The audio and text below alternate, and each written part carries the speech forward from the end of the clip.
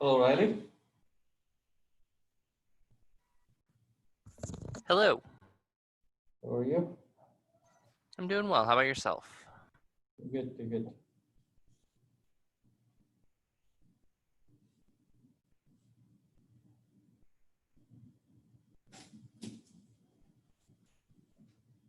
What is it?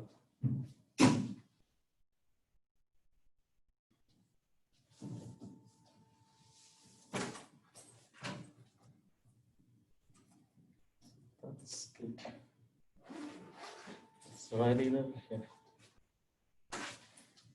Got this one.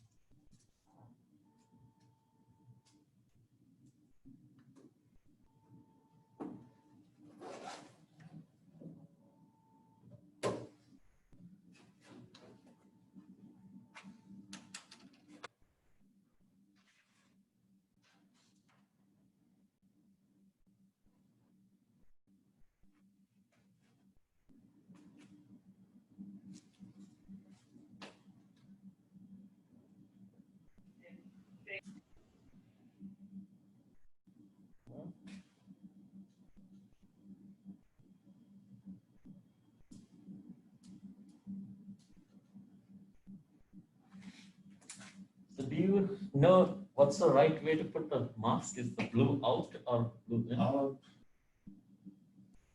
I was told blue goes in. I'm not sure if it matters. Okay. It might. Yeah. Someone else told me that one side is hydrophobic. So apparently water is not, but it was not clear which side is going in. So water to look up.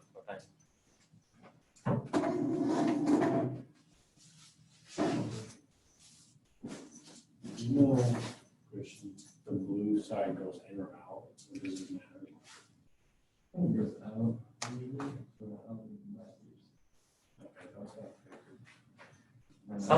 Someone told it, and it makes sense to me that one side is hydrophobic apparently. So they make it so that things cannot stay. But which side I didn't know. I didn't register that. So, Yeah. I have been doing blue outside. Yeah. I think I see blue on the outside more often, but I don't know for sure.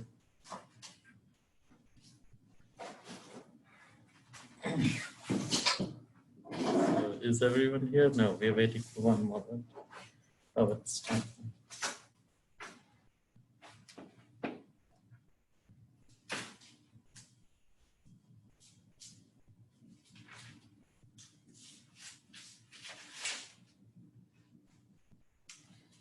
Okay. Is there something on it? I guess blue goes on the outside. It does. Is it authentic information? I think so.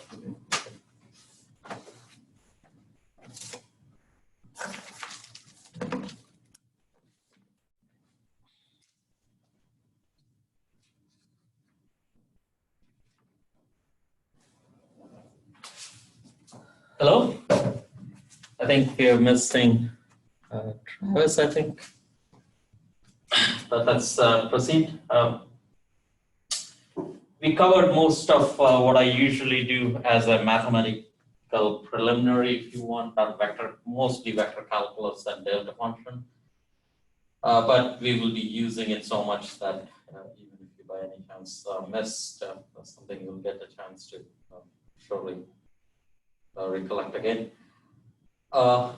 What we'll start with is Gauss's law, again something that is familiar in your earlier classes, but that we will require something more out of it, like use more equations and so on. So as of now, the homework that's due says homework 4. This is a delta function. That's September 4, Friday. It's due Homework 5 is on Gauss's law, so this is on delta function. It's relatively easier homework once you get the point. It's just repetitive in a sense, a lot of simple exercises. Homework 5, I made it due on the day of the exam itself, but I would, what I would suggest is that now that we have this D2L submission, there is one advantage that if you submit it relatively earlier, I will grade it. And sometimes it is useful if you have a graded homework so that you know whether you got it right or not. But so the point is, if you submit it early enough, let us say at least 24 hours or more, and then I will grade it. Preferably, let's say Wednesday. By the time of the classroom, then I'll surely grade it. But if you inform me, or let me know that I submitted it, can you just look into it? Even that's good enough. Give me a few of this. That's one thing. And midterm exam, as I said, is on September 11th, Friday. This will be in class, so I'll get to see you all. I suppose. Be safe. Use the guidelines, and there's 6 of us, so I will be outside. Okay. So I'll stand outside or something like that. We'll just be watching this. Or we can have a camera. You gotta use that. But yeah, I think the easiest is that I will stand outside. That works. Not that it is so strict here, but remember that I got reprimanded for something relatively similar kind. So I'll just stay outside. I think that's the easiest. Having said that, there's one thing. I have loaded what I usually call a preview of midterm 1. It's up just now, I think a few minutes ago I did that. So what that means is that it doesn't show all the questions. It doesn't even mean, even though I say question 1, 2, 3, 4, it doesn't even mean that the number of questions might remain the same. But one of the questions, it is relatively challenging, but then Gauss's law is something that you've studied before. It is relatively challenging in the context of gravity. I have introduced a question. It's optional. You don't have to work on it, but if you work on it, you get to. Let me put it like this: if you make a serious attempt on it, you don't even have to get things right. If you make a serious attempt on it, I will replace it with your lowest grade in any other problem. Is that good enough? But it is a relatively, I would say, slightly harder than the usual problem. But then you have a journal article which it refers to, and I give you the steps, at least intermediate steps. I shouldn't say I don't give too many steps, but try to do that. It's kind of an interesting problem. It's in the context of gravity. It is not in the context of electrostatics. So look it up and see if it's worth trying. It might take some time. And since you have a homework also due during that time, so the optional problem, I'll make it due. Optional problem. Yeah, so I can make it better, right? Yeah, optional problem is due anytime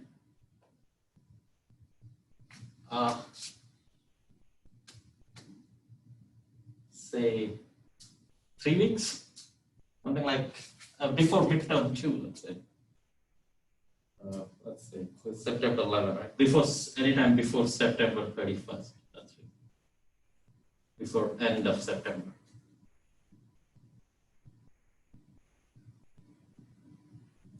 Or for that matter, if you make a really serious try, it is due anytime during the semester. If you really make a serious try. if you do it reasonable, good enough try, then it's September, that's it. But if you feel that sometime down the line, how you really want to get some, change your grade a little, it's only 1 point or 1 problem, remember, then I'll consider it even during the semester. It's a good exercise to try, that's fine. Point. It's not very trivial, but at the same time, it's not undoable either. And I'll talk about that a little bit, possibly during the class, if not today, on Wednesday, no, on Friday, for sure. Okay, so any questions there on Riley, Matt, Travis? Travis is here. Nope. Okay, so we want to talk about Gauss's law.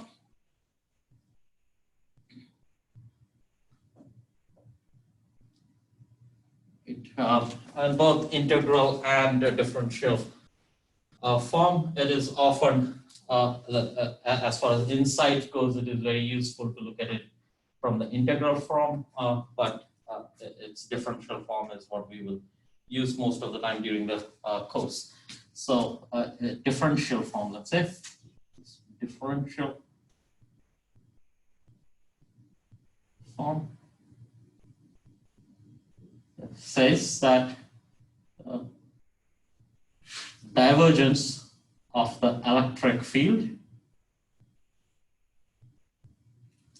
this is a function of position and time, is equal to charge density,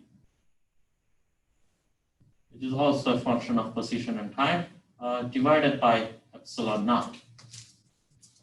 Remember, we defined epsilon naught as a constant that that kind of characterizes the vacuum. By vacuum, we mean nothing at all out there in space. If you remove all of energy, all of matter, then whatever remains is what we call epsilon naught.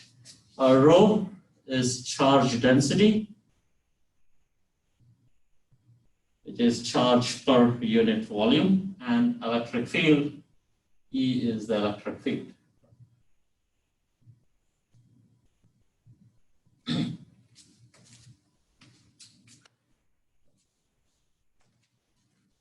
This is the time dependence here, but most of the time we will not be doing time dependence. We will be working with static scenarios, and we will talk about that as we proceed. We will require the condition as of now that cross of E is equal to 0. This will play a bigger role later on, but as of now, this is del cross E is equal to 0. What this is usually is equal to is the change in the magnetic field. But if there is no time dependence, that doesn't come into picture, and that will be what we will call as statics. But we are doing, irrespective of that, this equation is always valid, and we'll talk about the static scenarios sometime after midterm. One, right? So that's Gauss's law in differential form. In integral form, this reads,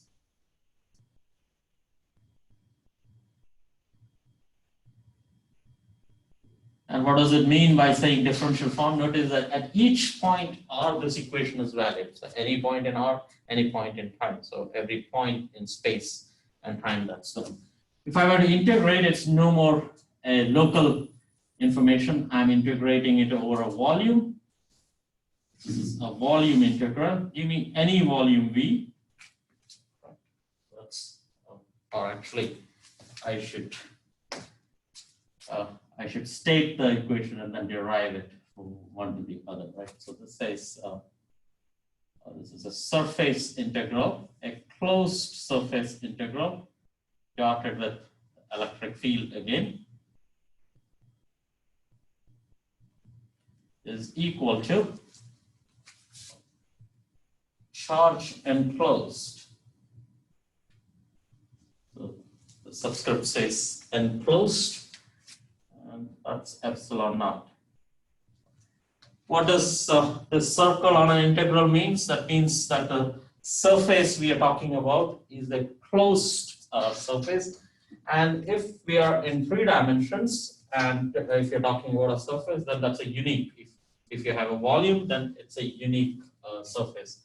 You can talk about. These are connected, of course.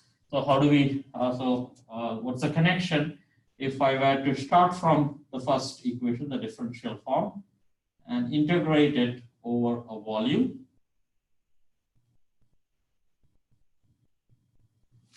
So integrate on both sides, or charge density, right? So that's 1 over epsilon naught. I have to do the same integral on both sides, so I integrate on the same volume V. It could be any volume, it could even have a hole inside, like it, you could think of an annular disk or an annular sphere, that is a sphere with part of the sphere inside removed. Any such volume is possible, but once you have a volume in 3-dimensional space, the surface that encloses that is unique. So you can talk about the surface in here, and this is Q. So the charge inside the volume is Q. That's what we mean by Q enclosed. It's not outside, so inside that volume. Right? So this is Q enclosed. So you immediately get the right hand side. And on the left hand side, we just use a divergence theorem, which says that volume integral of a divergence is nothing but a surface integral.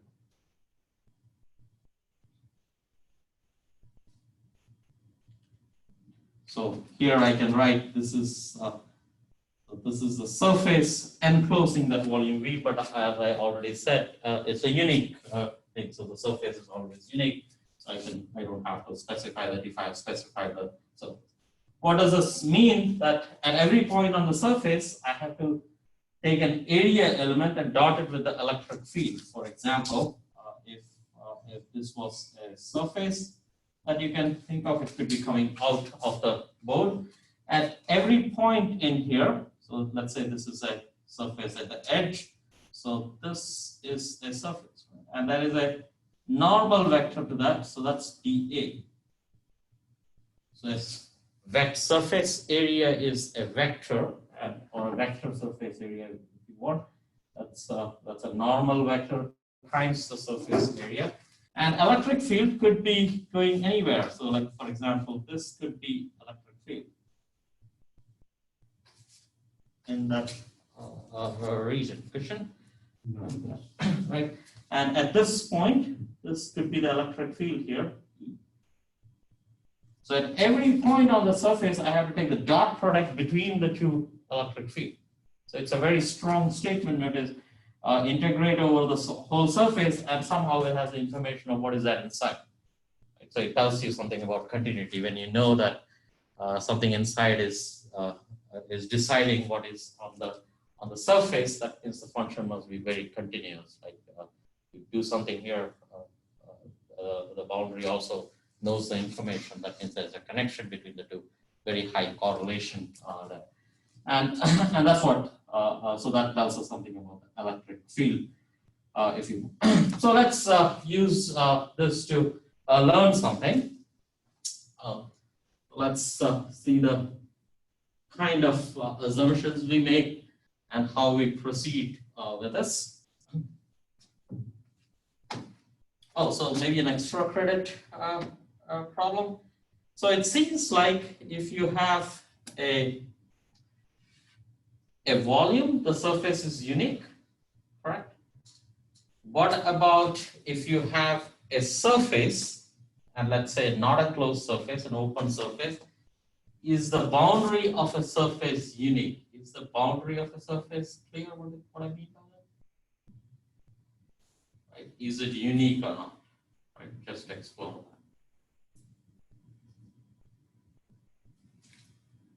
So the question is, so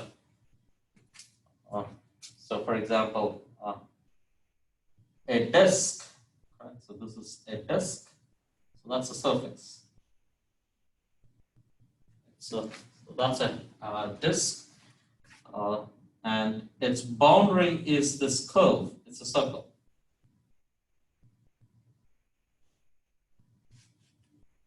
So given the disk, the boundary is unique, but if I give you the boundary, that is the circle, is the surface unique or not?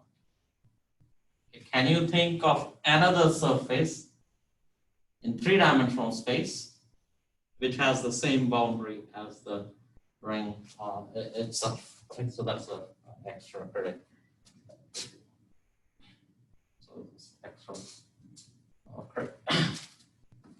Okay, with that, let's proceed. So let's do an example. Let's say, start with a very simple example of just a single point charge. So point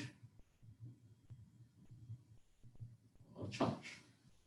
By point charge, we mean it has no volume, like it is existing just at one infinitely small point, and that's this is the point charge. That's charge Q. And I would like to use the Gauss's law to discuss what is the electric field due to a point charge. We do know what is the electric field. The electric field due to a point charge is simply Q1 over 4 pi epsilon naught times Q over R squared times R hat. That's a known result, but can we learn this from Gauss's law? Like, for example, one could ask, this is linear in charge, correct? How do we know that this is actually R squared and not R raised to 3 by 2? Is this really R squared, or one might say that, oh, then I will do an experiment, right? If someone raises a question, oh, I doubt this is not R squared, this probably is R raised to 3 by 2.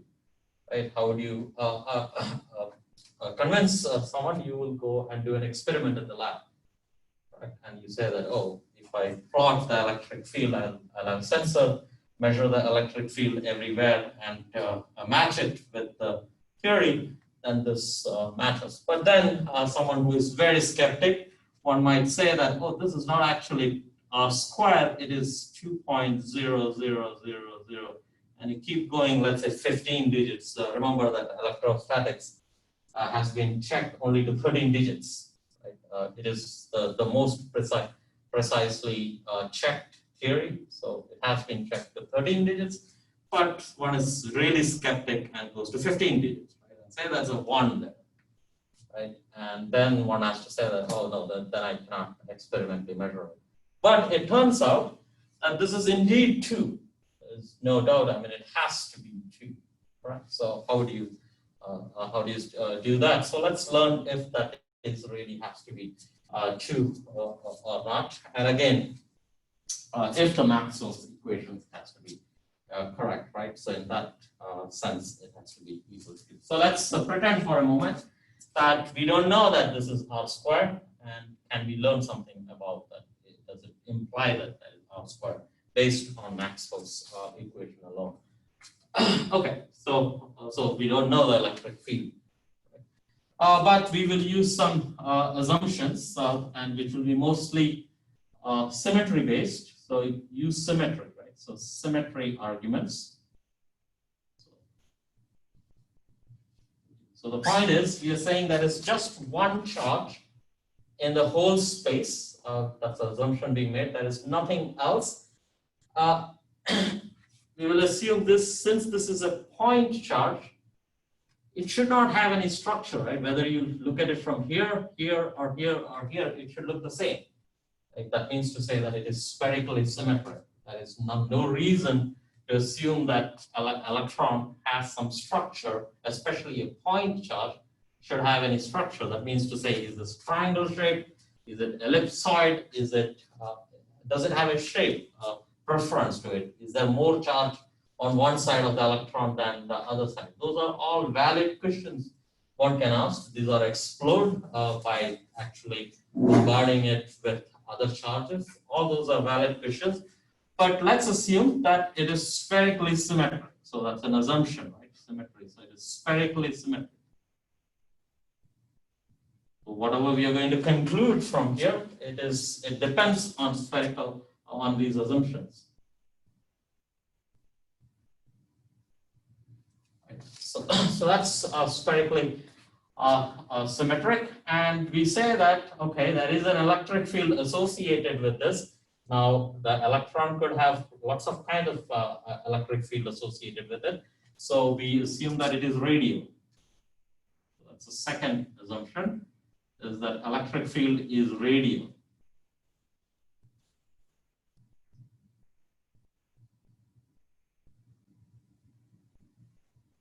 One could ask, does spherical symmetry assume that it is radial? Maybe, because especially if it is three-dimensional, like if it is not radial, if you're in a plane, you might say that, oh, this field is like this. Why can't this field be like that?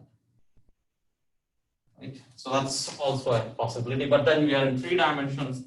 You have to have it in all directions. Very quickly, you will see that it is not possible to curve or the lines like that. Are you familiar with one good exercise in this form that comes to my mind is what is called I think it's called no hair. No, what is it called? So the point is I can tell you that. So if you have think of you have hair on your head, and when you comb your hair, and imagine that your head is spherical in the sense that it's not just on top of the hair everywhere, and you want to comb your hair in such a way there is no point where sometimes you have this point where there is like you will see hair coming out like this. Like you see what I'm talking about? Can you guys see on the other side? Like, what do we call that? Is there Cal? C-A? I don't know how to spell it. Cal? Yeah. C-A-L-P? No, like, let me look it up. Like the spot in your hair. I think it's, Like, well, it seems like if you comb it, you will always have one spot where all the hair is coming out from. Like, it might be one or two. You see what I'm trying? oh, so I always thought it sounded like cowlick, but they actually spell it like cowlick, like the cow, C-O-W, and then lick, because it looks like a cow has licked your head. Ah, I thought that was just like a homonym, but that's actually how they spell it. so cowlick. Okay, interesting. Nice. So the point is it possible to comb your hair without a single cowlick on your head? Right? Is it possible to do that? That means to say you do everywhere, you flatten it in perfect way so that there is no cowlick at all. And this is a mathematical problem, and it turns out, so it's like a field lines, and you have such kind of field lines. And the theorem is that you cannot have it. Okay, so let's put it as an extra credit, write a few lines on what is this called? There is a theorem. Okay, find the name of the theorem. How about that?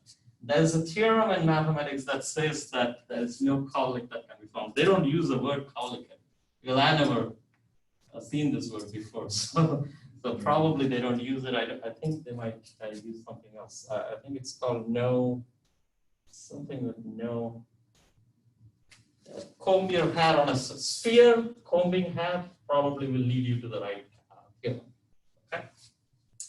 But I brought it up because the point is I'm assuming that it is radial.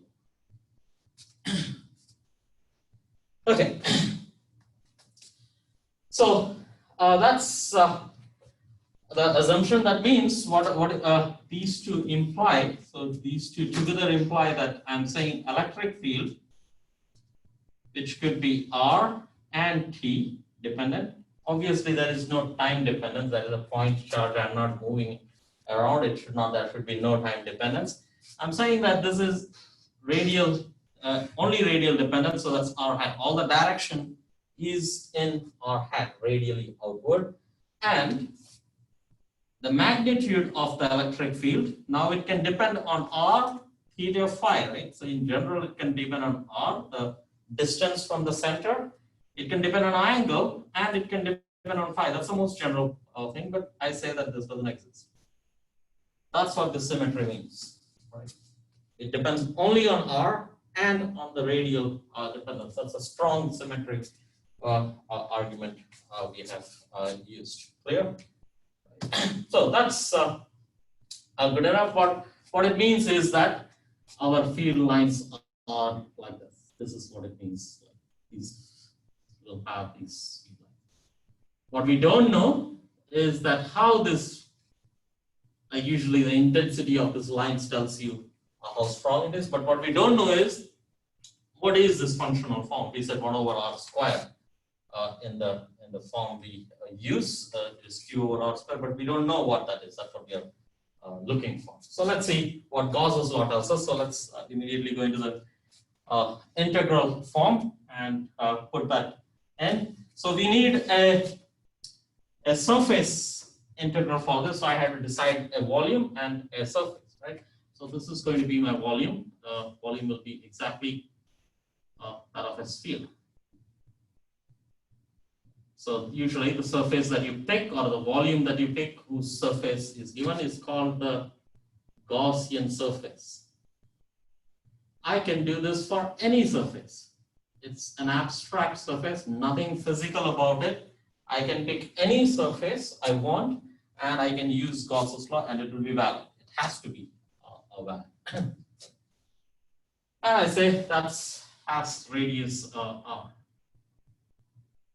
Radius r. So my Gauss's law tells me that closed integral dA dotted with the electric field, which is now r hat times electric field, magnitude of that, which is what I'm interested in, is equal to how much charge is enclosed.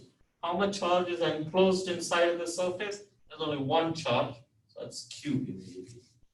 So it's Q over epsilon naught. Right, so I used this equation, substituted the symmetry in there, and on the right hand side, I looked at my volume and asked how much charge is there. So that's Q over epsilon naught.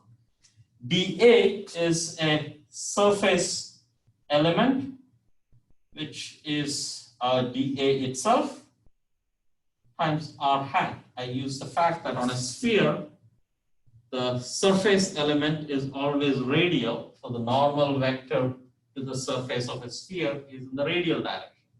Right? So any surface element, the surface area is normal to that. So that's r hat.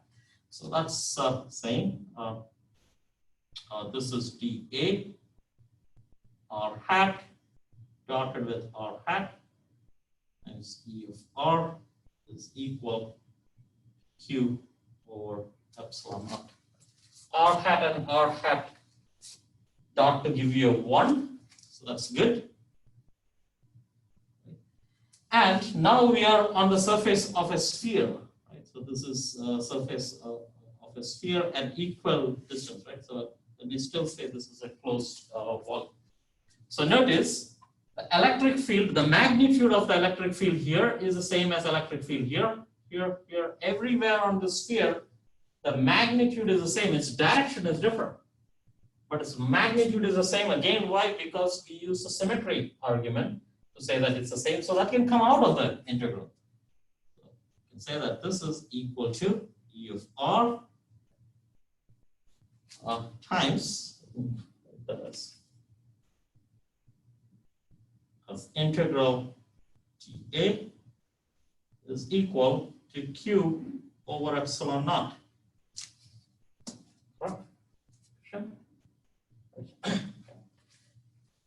That immediately tells us what my electric field is.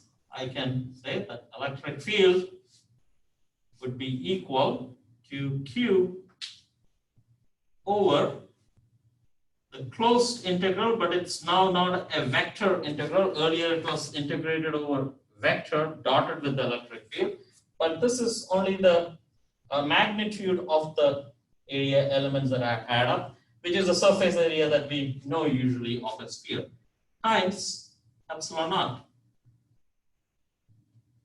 Right. Would the bottom one also be epsilon naught? Yes, epsilon naught. Thank you. Okay. And this we know, since it's not a vector, it is 4 pi r squared. This is q over 4 pi epsilon naught.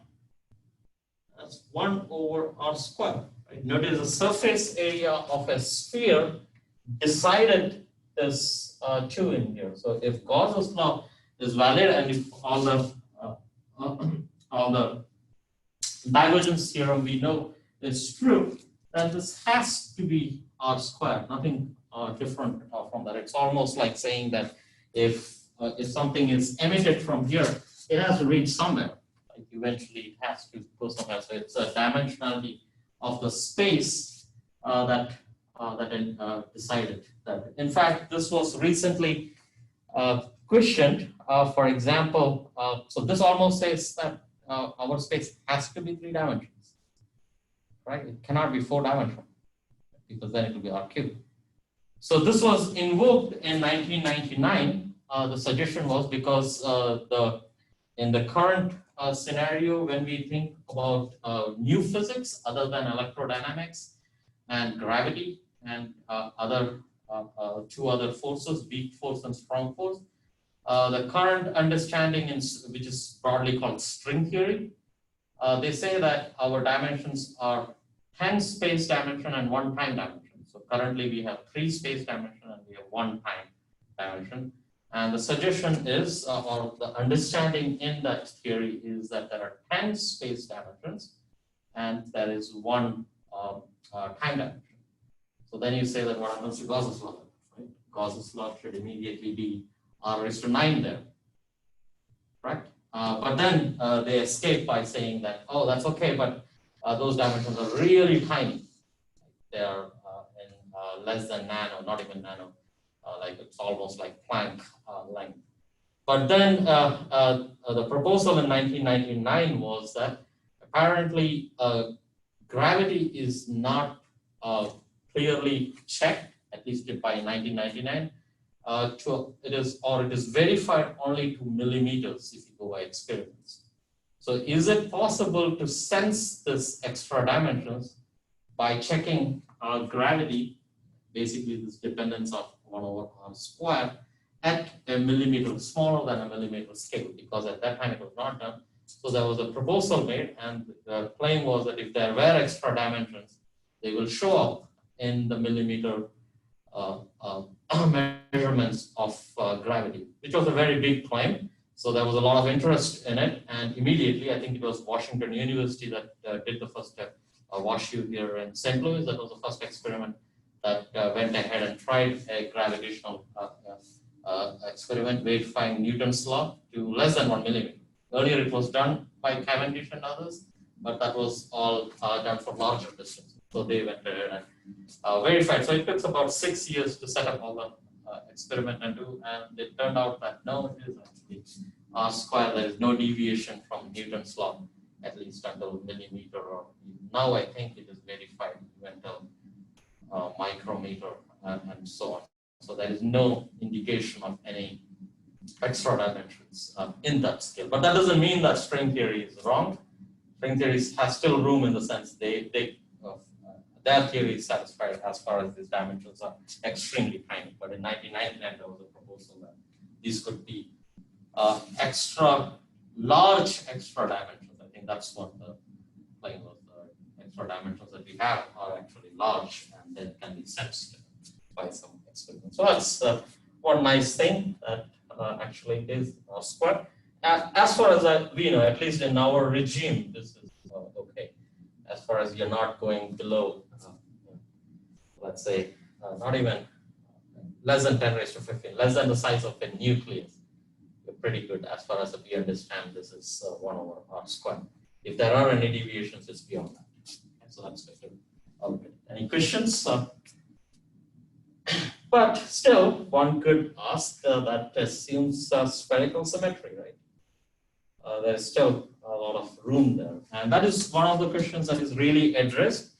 And you ask, okay, electron has a structure, but what kind of structure is it? Is it sphere? Is it an ellipsoid? Or so on. And that's really a question asked. But let's now say that it's actually spherical. Right? So let's say it doesn't have to be an electron, but let's say we have a spherically distributed charge.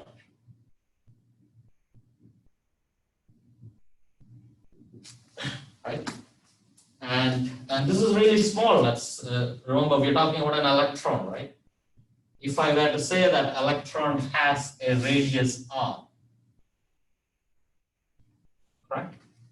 And it has an electric field down here.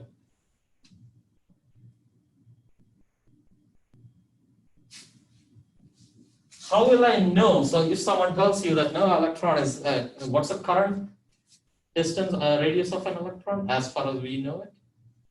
10⁻31? No. I think that's a weight. Oh, yeah. But that's a mass, 9.1 into 10 raised to minus 31 kg. What's the radius of an Oh, electron? it's an extra, right? Like on the extra scale. Angstrom will be an atom, Mhm. right? So we're talking about, so the point is we have an atom, so let's say hydrogen atom, right? That is a nucleus. Hydrogen atom has one positive charge and one zero charge, right? That's a neutron, a neutron and a proton, like this doesn't exist, right? And there's an electron that moves around. It's really far, by the way. Electron, this is not the scale, it's really far. This is about 10 raised to minus 10 meters. A micrometer is a bacteria, right? That's the way to look at it, because we can actually look at it wavelength of light. A virus is about 10 raised to minus 8 meters, the nanometers, 10 nanometers. That's a virus. So it's very hard to see. That's why we don't understand it so much. And we struggle so much with all these masks now. But an atom is smaller, 10 raised to minus 10 meters. And a proton is significantly smaller. Notice the difference here. This is 10 raised to minus 15 meters. It's very small, like 100,000 times smaller. It's like saying, I don't know, sun is actually farther, closer than that. And now you say, what's the electron? Electron is much smaller than a proton. It is 10 raised to minus 18 meters. And that's the farthest we have explored. Actually, we don't know what's the size of the electron, but what do we know is that electron is smaller than 10 raised to minus 18 meters. We actually don't know what's the size of an electron. That's as good as like our microscopes can get. No, microscopes cannot go less than 10 raised to minus 7. If you are less than this, you cannot see it. You can not see it. You're blind. Not even with like electron microscopes. Electron microscope, you can go until 10 raised. So this is a microscope. Right? Good question, right? So this is a microscope. That's a light that you use. If you use an electron microscope, you can go until 10 raised to minus 9. Let me put it 10 raised to minus 10. That's going really. That's an electron. That's it. And you can see atoms, not protons. Okay, let's see, since you asked this, what do you mean by a microscope, right? Suppose we don't want to really see it. An electron microscope is that you come in, so what does an electron microscope do? So there is something here, right? You send a beam of electrons, right? And they get scattered. And based on this pattern, you can decipher what is there inside. Right? That's what an electron microscope is. You don't directly see this. You see the pattern here, right? So, and based on that, you can evolve it backward and say that, oh, that's what it is like. So that's what an electron microscope is. If that is okay, that's called an indirect observation, if you will. If that is okay, you can actually even see a proton. How do you see a proton? So again, take a proton. This is a single proton. Shoot it with another proton. So you will take a beam of protons now, or a beam of electrons. Again, And again ask, how does this work? This is a very high energy. If it has to really touch a proton, it has to be extremely high in energy. Where do you do this? The particle accelerator. CERN, you have heard about? Yeah, CERN in Switzerland or Fermilab in Illinois, right next to the outskirts of Chicago. Both of them do this experiment. I think in Fermilab it is proton, so they don't have an electron beam, they have a proton beam. So basically what you do is it's so much high in energy that you break open a proton. You break apart a proton and see how many pieces it goes into or what kind of pieces it goes into. And based on that, you can again say what proton is like. But you cannot touch an electron. No success there yet. We don't have so much energy. That's the main point. If we have so much energy, then we can penetrate an electron. But we don't have that much of energy. So the question is, so what I was addressing here is, so the goal is to see the proton, right? We want to see inside a proton. Why do we need to collide? Can we not have an indirect? So keep a proton there and measure the electric field here, right? Can I not say anything about the proton? Inside of a proton? So this relates to the extra credit problem or the optional problem in your midterm. So here is the analogous question. That is Earth here, right? We have Earth. And we measure gravity, G, right? G is G, capital G, M, mass of Earth over R squared, right? Is that right? And if it was spherical, that's what it is, correct? What if I tell you that Earth is hollow? Or how would you verify by measuring G? This is a solid Earth versus, let's say, somewhere inside there is a hole. How would you know that there is a hole inside the Earth? Someone made a speculation, it's a reasonable speculation, that actually there is a void inside Earth. Can you check this void or verify that there is actually no void or there is a void by measuring G? Is the question clear? It is equivalent to saying, why do spend so much money on an accelerator? I will keep the proton there, observe the electric field, and do whatever I want. Electric field can be pretty precisely measured. And don't touch the proton. Don't hit the proton. Don't break apart the Earth. Like it's like saying, don't break open the Earth to see the void. So the question is, can you, by measuring G, get this observation of hole anywhere? Maybe there's natural gas there, right? So that's a simple way of asking.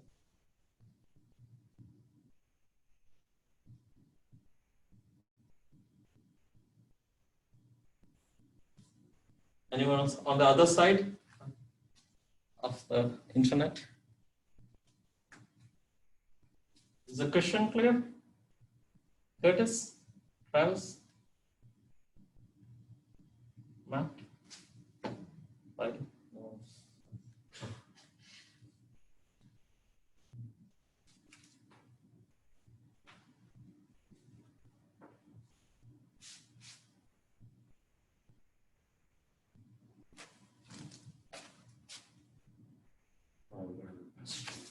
Oh, the messaging. Could you repeat it? Oh, you can speak out if you want. Don't feel like I did not mute you guys, okay? So feel free to. Sorry, I'm having connection issues. Okay, sorry about that. Okay, could you repeat it? Yeah. So I was asking that, is this visible? Yeah, I am in the right mode, right? Yeah, suppose I claim, let me be the bad man out there. So there is Earth here. This is also Earth. And I claim that Earth has a huge void. It's not such a big void that it is taking the whole Earth, or for that matter, the whole Earth. I say that if you dig 2 kilometers deep inside, you will actually reach a void. Okay? But it has the same mass. Same mass, but it's a huge void, spherical shell instead of a solid sphere. And the question is, by measuring gravitational field outside of Earth, or let's say inside if you want, like, but you cannot go inside. Right? If you can't go inside, you will ask to check it, verify it that way itself. So the claim is, how will G change for a solid sphere versus a spherical shell? What will be G for a spherical shell?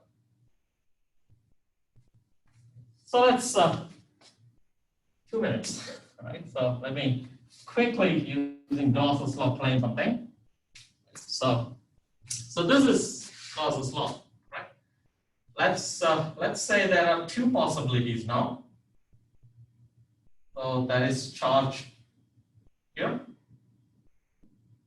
and outside it's spherically symmetric, so it has to be the same, right?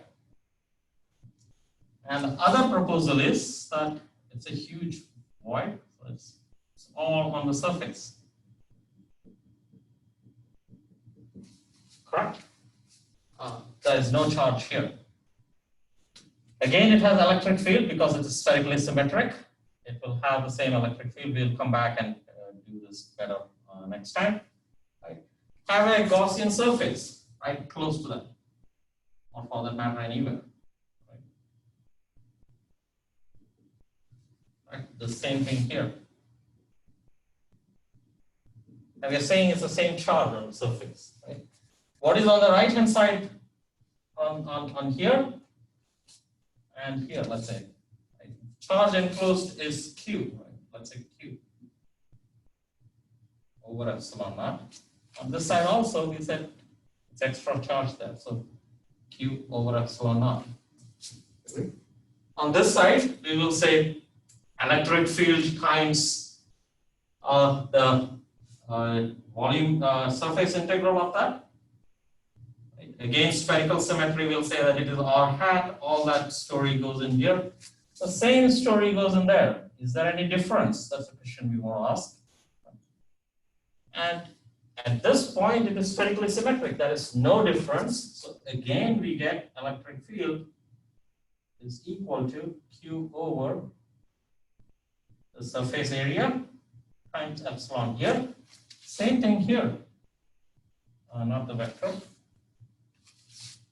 is Q over surface area times epsilon naught. Okay. So it seems like you cannot make any difference. You can do whatever you want and you won't be able to make out the difference out in this way. But what if you go a little deeper? Let's do the surface down here. So what will be the electric field right down here? Right, it will be 0 because you would say that, oh, now my surface is this way. That's my Gaussian surface, and electric field, if there were any electric field, it will actually contribute, but there is no charge, so it cannot contribute. So the electric field has to be 0, especially if you're spherically symmetric. So this was so the point in your optional problem is that can we say something about this? You cannot, first of all, but then is it really spherical? If there was a small change in the distribution, how will the gravity change inside? And we'll talk about that more to give you sufficient hints that you can do. But ask this question, sort of an interesting thing. So how do we actually know the structure of Earth? We do know, by the way, we do talk about Earth being metallic at the core, right? Probably melted metal, right? It is so much pressure there that it is too hot, even metals melt there. How do we know? Maybe it's all soft there, it's air. If we cannot use this, how would you know?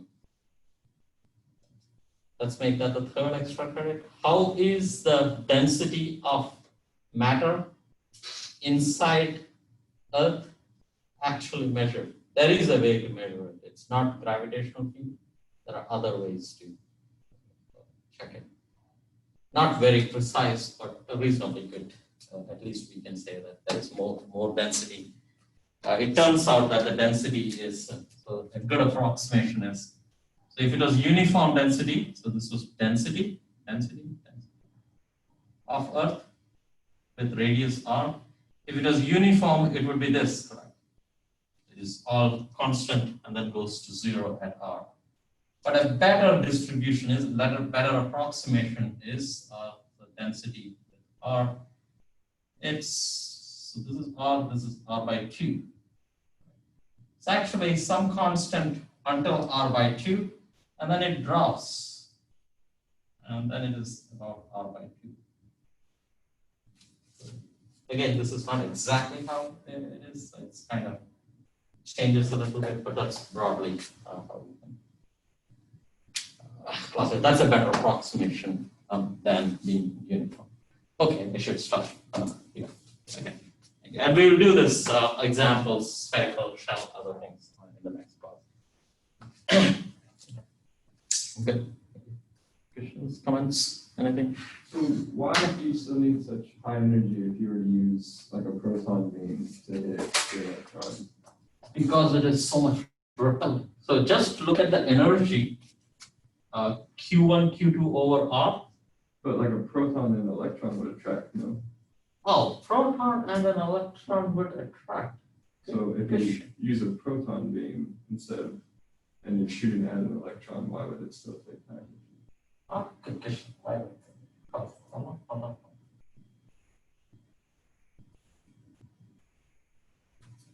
Yep. Yep. Huh. I think the point is, I might be wrong, okay? The point is that proton actually, when you get really close, it is not electrostatics. So this is a proton now. This has quarks inside. There are 3 quarks inside. And the electron comes here. The electron is no structure, no quarks, it's just electron, right? So that's negative. And this has 2 positive charges, so it is plus, right? So it's 2 positive charges, plus 2 by 3, plus 2 by 3. And that is a minus 1 by 3. And either way, the strong interactions are there. Like it is not just electrostatics. So there is weak interactions. Basically, the strong interactions come into picture, which is a bigger, which is more dominant than electrostatics. I think that's what it is. But give it a thought. Okay, I'm sure this has been. There might be a simpler answer than what I've told you. That why do you need so high energy to if you use an electron beam on a proton? I think that might be a simple answer, but my thing is like this negative charge has to repel this charge electrostatically, but it is very different game there. Like it's a strong force dominates. Electrostatics is not dominant in that region. That's probably the point, but yeah, look for a better answer. Okay. And tell me if that's interesting. Yeah, I also think that's a good question. Yeah.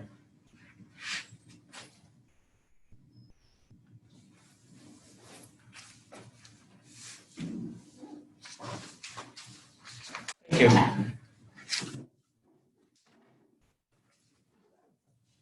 Travis, how is it now? Internet? Ah, it's better. Okay. Okay, I think you can see the recording, I suppose, so it will help. Okay.